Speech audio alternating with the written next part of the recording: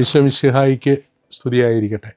നമുക്കൊരു പ്രാർത്ഥനയോടുകൂടി ആരംഭിക്കാം. കർത്താവായ ഈശോയെ, നിൻ്റെ ദിവ്യരഹസ്യങ്ങളെക്കുറിച്ച് ധ്യാനപൂർവ്വം ചിന്തിക്കുവാൻ ഞങ്ങളെ സഹായിച്ച് അനുഗ്രഹിക്കണമേ.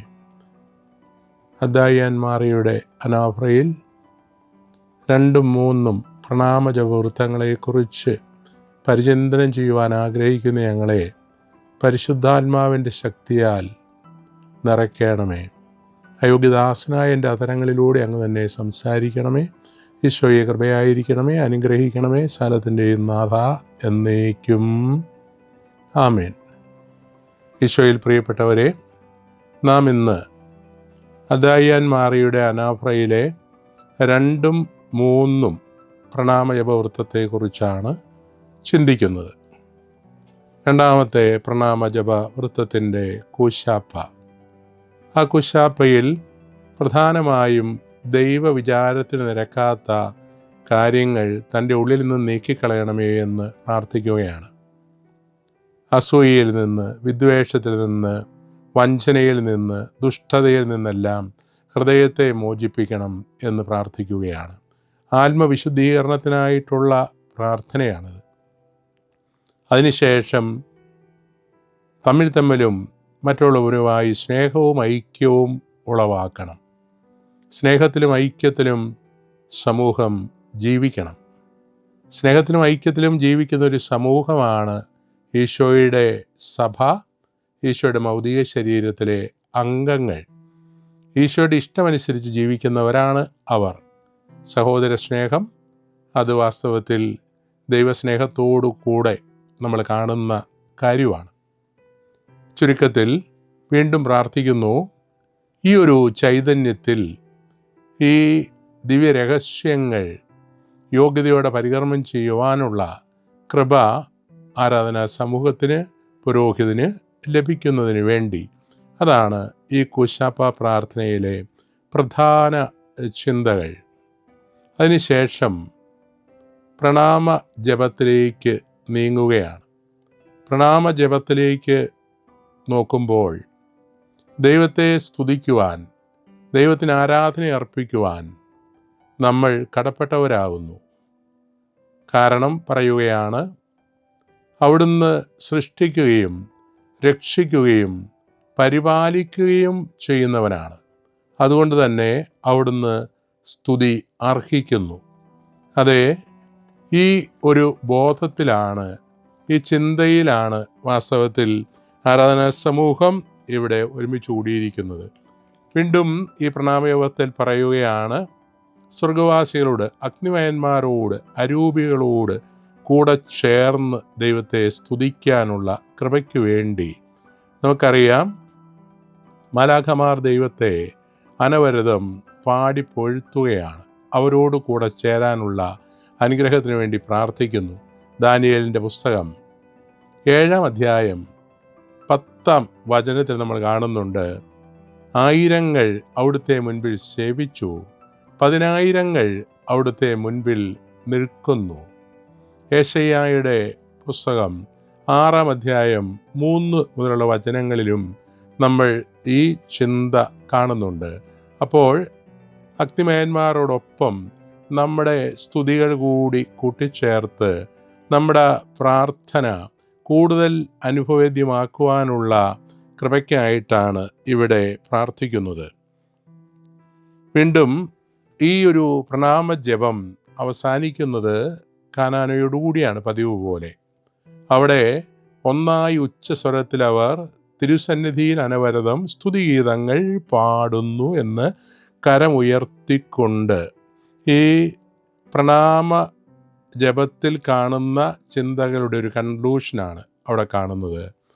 കരങ്ങൾ ഉയർത്തുമ്പോൾ സ്വർഗവാസികളോട് ചേരാനുള്ള ആഗ്രഹം പുരോഹിതൻ പ്രകടിപ്പിക്കുകയും ഈ ആഗ്രഹത്തോട് ചേർന്ന് വിശ്വാസികളും സ്വർഗത്തിലേക്ക് ഉയരുവാൻ, സ്വർഗീയ മേഖലയിലേക്ക് ഉയരുവാൻ, അങ്ങനെ സ്വർഗവാസികളോടൊപ്പം ദൈവത്തെ സ്തുതിക്കുവാൻ ആഹ്വാനം ചെയ്യുകയുമാണ് ഈ കൺക്ലൂഷനിൽ, ഈ കാനോനായിൽ നമ്മൾ കാണുന്നത്. ഈ കാനോനായിക്ക് ശേഷം പരിശുദ്ധൻ എന്ന കീർത്തനമാണ് നമ്മൾ കാണുന്നത്.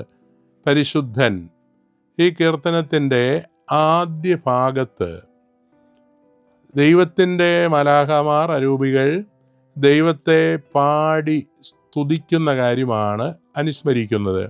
നമ്മൾ അല്പം മുൻപ് സൂചിപ്പിച്ച യെശയ്യായുടെ പുസ്തകം 6-ാം അധ്യായത്തിൽ നമ്മൾ കാണുന്ന കാര്യങ്ങളാണ് ഇവിടുത്തെ ഈ കീർത്തനത്തിൽ, ഈ പ്രാർത്ഥനയിൽ നമ്മൾ കാണുന്നത്. അവിടെ രണ്ടാമത് കാണുന്നൊരാശയം, മാലാഖമാരോടുകൂടി ചേരുന്നതിന് തടസ്സമായിട്ട് നിൽക്കുന്ന കാര്യം. യെശയ്യായ്ക്ക് ദർശനമുണ്ടായപ്പോൾ നമുക്കറിയാം, ദൈവത്തിൻ്റെ പരിശുദ്ധി അനുഭവപ്പെട്ടു. സ്വാഭാവികമായിട്ടും ഒരു മനുഷ്യനുണ്ടാകുന്ന അനുഭവമാണ്. നല്ല വെളുത്ത ഉടുപ്പിട്ട ഒരാളുടെ അടുക്കൽ മുഷിഞ്ഞ വസ്ത്രം ധരിച്ച ഒരു വ്യക്തി നിൽക്കുമ്പോൾ സ്വാഭാവികമായിട്ടും അവൻ തൻ്റെ മുഷിഞ്ഞ വസ്ത്രത്തിലേക്ക് നോക്കിയ ഉടനെ ആ വെളുത്ത വസ്ത്രത്തിലേക്ക് നോക്കും. കാരണം അവനൊരു കുറവ് പോലെയാണത് അനുഭവപ്പെടുന്നത്. ദൈവത്തിൻ്റെ പരിശുദ്ധിക്ക് സാക്ഷ്യം വഹിച്ച യെശയ്യാ പറഞ്ഞു, 6-ാം അധ്യായത്തിൽ തന്നെ നമ്മൾ കാണുന്നു, 5-ാം വാക്യത്തിലൂടെ വരുമ്പോഴത്തേക്ക്, ഞാൻ അശുദ്ധനാകുന്നു, അശുദ്ധമായ അധരങ്ങളുള്ളവരുടെ മധ്യേ വസിക്കുകയും ചെയ്യുന്നു. അദ്ദേഹത്തിൻ്റെ അശുദ്ധിയെക്കുറിച്ചുള്ള അവബോധം അവിടെ പ്രകടമാക്കുകയാണ്. അതിനുശേഷം നമ്മൾ കാണുന്നത്, ഈ അശുദ്ധിയെ പരിഹരിച്ച് വിശുദ്ധീകരിക്കുവാനുള്ള കൃപയ്ക്ക് വേണ്ടി പ്രാർത്ഥിക്കുന്നു. അങ്ങനെ വിശുദ്ധീകരിക്കപ്പെട്ട് കഴിയുമ്പോൾ അദ്ദേഹം പറഞ്ഞല്ലോ, ഞാൻ അശുദ്ധനാകുന്നു, അശുദ്ധമായ ആദരങ്ങളുള്ളവരുടെ മധ്യേ വസിക്കുകയും ചെയ്യുന്നു, ബലവാനും കർത്താവുമായ രാജാവിനെ എൻ്റെ നയനങ്ങൾ ദർശിച്ചിരിക്കുന്നു എന്ന് പ്രാർത്ഥിച്ചതിന് ശേഷം അദ്ദേഹത്തിനെ വിശുദ്ധീകരിക്കുകയും അദ്ദേഹത്തിൻ്റെ ഈ സ്തുതിപ്പ്, ഈ കീർത്തനം മാലാഖമാരുടെ സ്തുതിപ്പോടുകൂടി ഒന്നായി ചേർക്കണമെന്ന് അപേക്ഷിക്കുകയും ചെയ്യുകയാണ്. അവിടെ പരിശുദ്ധൻ പരിശുദ്ധൻ പരിശുദ്ധൻ എന്ന് 3 ആവർത്തി പ്രാർത്ഥിക്കുമ്പോൾ നർസൈ പറയും, അതേ ദൈവത്തിൽ വെളിപ്പെട്ട തൃത്വത്തെയാണ് അത് സൂചിപ്പിക്കുന്നത്.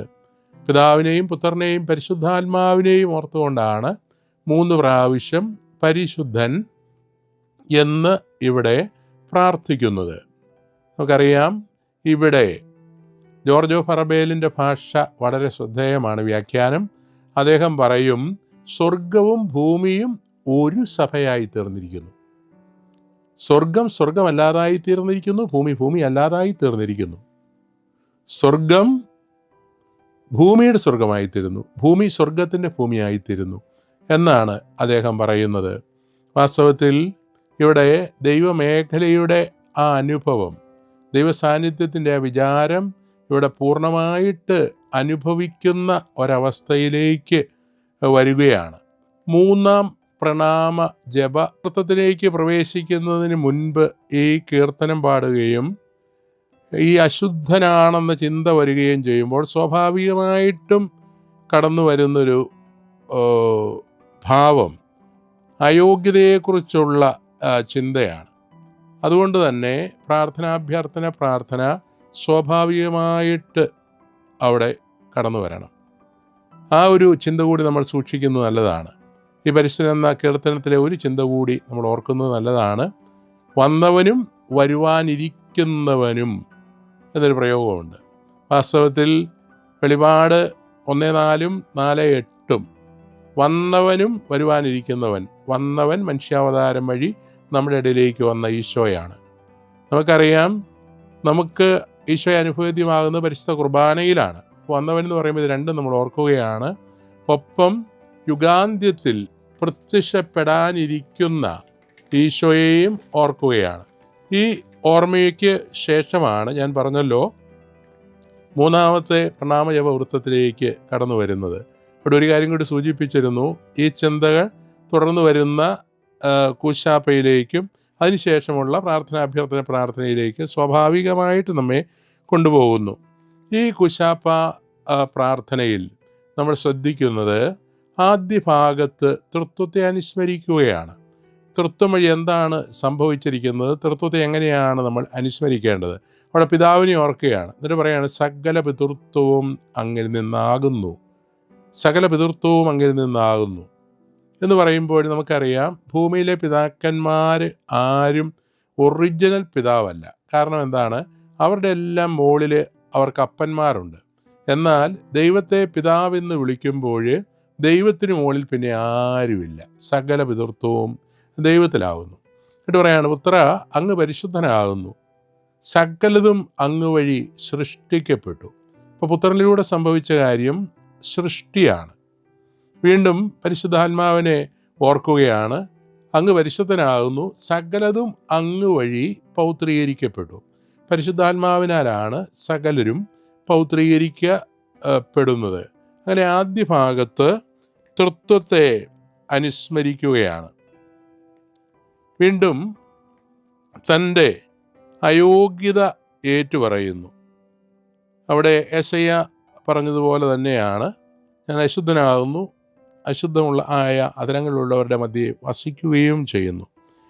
തൻ്റെയും ആരാധനാ സമൂഹത്തിൻ്റെയും വിശുദ്ധീകരണം ഉന്നം വെച്ചുകൊണ്ടാണ് ഇവിടെ ഇങ്ങനെ പ്രാർത്ഥിക്കുന്നത്. അതിനുശേഷം പ്രാർത്ഥന സ്വാഭാവികമാണ്. അവിടെ കർത്താവിൻ്റെ ആശീർവാദവും ഒപ്പം ജനങ്ങളുടെ പ്രാർത്ഥനയും, ആ പ്രാർത്ഥന വഴി ഈ പുരോഹിതൻ ആഗ്രഹിക്കുന്നത് തൻ്റെ പൗരോഹിത്യം സ്വർഗരാജ്യത്തിൽ മഹത്വപ്പെടണം എന്ന് പറഞ്ഞാൽ അത്രമാത്രം ദൈവാനുഭവത്തിൻ്റെ നിറവിൽ അദ്ദേഹം ജീവിക്കുകയും ആ അനുഭവം സ്വർഗത്തിൽ എത്തിക്കുകയും ചെയ്യണമെന്ന് അദ്ദേഹം പ്രാർത്ഥിക്കുകയാണ്. അതിനുശേഷമാണ് മൂന്നാമത്തെ പ്രണാമ ജപം വരുന്നത്.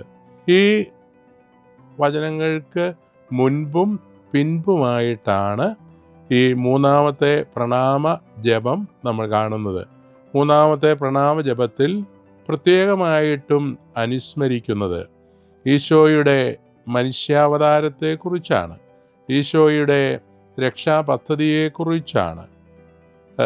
രണ്ടാം ഭാഗത്തേക്ക് വരുമ്പോൾ ഈ മനുഷ്യാവതാരം വഴി രക്ഷാകരമായിട്ടുള്ള അനുഭവം എങ്ങനെ മനുഷ്യന് സ്വായത്തമാക്കാൻ സാധിച്ചു, മനുഷ്യൻ ഈശോയുടെ മനുഷ്യാവതാരം വഴി ദൈവത്തിൻ്റെ കരുണ അനുഭവിച്ചു, അവൻ്റെ ബുദ്ധി പ്രകാശിതമായി, അവന് രക്ഷയുടെ അനുഭവം ഉണ്ടായി, സ്വർഗരാജ്യത്തിന് അവൻ അവകാശിയായിത്തീരുകയും ചെയ്തു.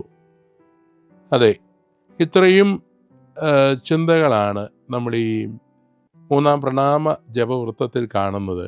അതിനുശേഷം പതിവ് പോലെ കൺക്ലൂഷൻ കാനോനയാണ് നമ്മൾ കാണുന്നത്. നീ ഞങ്ങൾക്ക് നൽകിയ എല്ലാ സഹായങ്ങൾക്കും അനുഗ്രഹങ്ങൾക്കുമായി ഞങ്ങൾ നിനക്ക് സ്തുതിയും ബഹുമാനവും കൃതജ്ഞതയും ആരാധനയും സമർപ്പിക്കുന്നു, ഇപ്പോഴും എപ്പോഴും എന്നേക്കും ആമേൻ. ഇതാണ് ഈ കാനോന. ഈ കാനോനായിൽ നമുക്കറിയാം, വലിയ കൃപയുടെ അനുഭവം ഉണ്ടായ ആളുകൾ ആ ഒരു ബോധ്യത്തോടെ ദൈവത്തിന് സ്തുതിയും കൃതജ്ഞതയും സമർപ്പിക്കുന്നു എന്ന്, ദൈവത്തെ വാഴ്ത്തുന്നു എന്ന് ഉറക്കെ പ്രഖ്യാപിക്കുകയാണ്. അത് ഇപ്പോഴും എപ്പോഴും എന്നേക്കും എന്ന് പറയുമ്പോൾ ഈ കീർത്തനങ്ങൾ സമയമില്ലാത്ത, സമയത്തിൻ്റെ പരിധികളെ ലംഘിച്ചുകൊണ്ട് അതേ ഒരു സ്വർഗീയ അന്തരീക്ഷത്തിലേക്ക്, സ്വർഗത്തിലേക്ക് ഈ കീർത്തനങ്ങൾ എത്തി നിൽക്കുന്നു എന്ന ചിന്ത, അത് ദൈവത്തെക്കുറിച്ച് ഓർക്കുമ്പോൾ ഈ ചിന്ത നമുക്കുണ്ടാവും. കാരണം ദൈവം എപ്പോഴും, ദൈവത്തിന് എപ്പോഴും ഇപ്പോഴാണ്. നമ്മൾ പറയും താത്വികമായിട്ട് ദൈവത്തിന് ഭൂതമില്ല, ഭാവിയില്ല, ദൈവത്തിൽ എല്ലാം ഇപ്പോഴാണ്, പ്രസൻ്റാണ്. ആ ഒരു ചിന്തയോട് ബന്ധപ്പെടുത്തിയാണ് ഇപ്പോഴും എപ്പോഴും എന്നേക്കും എന്ന ആ പ്രാർത്ഥനയെ നമ്മൾ ഓർക്കേണ്ടത്. ആ സമയത്താണ് പുരോഹിതൻ്റെ ഈ പ്രാർത്ഥനകളോടുള്ള തങ്ങളുടെ ഹൃദയൈക്യം രേഖപ്പെടുത്തിക്കൊണ്ട് ദൈവജനം ആമേൻ ഉച്ചരിക്കുന്നത്. അതിനുശേഷം നമ്മൾ കാണുന്നത് ഡീക്കൻ്റെ ഒരു പ്രഘോഷണമാണ്. ഡീക്കൻ്റെ പ്രഘോഷണം നമുക്കറിയാം, വളരെ ഹൃദ്യമാണ്. ഹൃദയം കൊണ്ട് നിങ്ങൾ പ്രാർത്ഥിക്കുവിൻ, സമാധാനം നമ്മോടുകൂടെ, ഹൃദയം കൊണ്ട് നിങ്ങൾ പ്രാർത്ഥിക്കുവിൻ. തുടർന്ന് അവിടെ വരുന്ന ഭാഗം നമുക്കറിയാം, അത്യുന്നതങ്ങളിലേക്ക് നിങ്ങളുടെ കണ്ണുകൾ ഉയർത്തുവിൻ, ഹൃദയജ്ഞാനത്തോടെ വീക്ഷിക്കുവിൻ എന്ന് തുടങ്ങുന്ന പ്രാർത്ഥനയാണ്. ഡീക്കൻ്റെ ഈ പ്രഘോഷണം, വാസ്തവത്തിൽ ഈ പ്രഘോഷണത്തെക്കുറിച്ച് തിമോത്തി 2 പറയുന്ന ഒരു വ്യാഖ്യാനമുണ്ട്. അധരങ്ങൾ ശാന്തമാക്കി വായുകൾ പൂട്ടി ഹൃദയത്തിൽ പ്രാർത്ഥിക്കണമെന്ന് ഈ പ്രഘോഷണം വഴി ഡീക്കൻ ഓർമ്മിപ്പിക്കുകയാണ്. എങ്ങനെയാണ് ഹൃദയത്തിൽ പ്രാർത്ഥിക്കേണ്ടത്? വാസ്തവത്തിൽ ഇതിന് മനോഹരമായ ഒരു ഉദാഹരണം നമുക്ക് കാണാൻ സാധിക്കും. അത് സാമുവേൽ പ്രവാചകൻ്റെ പുസ്തകത്തിലാണ്. 1-ാമത്തെ അധ്യായത്തിൽ തന്നെ നമ്മൾ കാണുന്നു, വന്ധ്യയായിരുന്ന മക്കളില്ലാതിരുന്ന ഹന്ന, അതെ, ദാസിയാൽ പരിഹസിക്കപ്പെട്ടവൾ ഹൃദയവേദനയോടുകൂടി ദേവാലയത്തിലേക്ക് വരുന്നു. ദേവാലയത്തിലേക്ക് വന്ന് അവൾ ഹൃദയമുരുകി ദൈവസന്നിധിയിൽ പ്രാർത്ഥിക്കുന്നു. ആ പ്രാർത്ഥിക്കുമ്പോൾ അവൾക്കുണ്ടാകുന്ന ഒരു അനുഭവം ശ്രദ്ധേയമാണ്. വാക്കുകൾ പുറത്തു വരുന്നില്ല, അവളുടെ ചുണ്ടുകൾ അനങ്ങുന്നുണ്ട്. ദേവാലയത്തിൻ്റെ ഉത്തരവാദിത്വമുള്ള പുരോഹിതനായ ഏലി അവിടെ നിൽപ്പുണ്ട്. ഏലി ഇവളുടെ പ്രാർത്ഥന ശ്രദ്ധിച്ചു. എന്നിട്ട് ഇവിടെ അടുക്കൽ വന്ന് പറയുന്ന ഒരു കാര്യമുണ്ട്. അവൾ കുടിച്ചുന്മത്തയായിട്ട് വന്നിരിക്കുകയാണെന്നാണ് പുരോഹിതൻ വിചാരിച്ചത്. അതുകൊണ്ട് അവളെ ശകാരിക്കുകയാണ്. ഉന്മത്തതയുടെ ആ ഭാവങ്ങളൊന്നും ഇവിടെ വേണ്ട എന്നുള്ള മട്ടിലാണ് അദ്ദേഹം പറയുന്നത്. വലിയ ഹൃദയവേദനയോടുകൂടി ഹന്ന പറഞ്ഞ ഒരു കാര്യമുണ്ട്, പ്രഭു കോപിക്കരുതേ, എൻ്റെ ഹൃദയവികാര വിചാരങ്ങൾ ദൈവസന്നിധിയിലേക്ക് ഞാൻ പകരുകയാണ്. വാസ്തവത്തിൽ ഹൃദയം കൊണ്ട് പ്രാർത്ഥിക്കുന്നതിൻ്റെ വലിയ ഒരു ഉദാഹരണമാണിത്.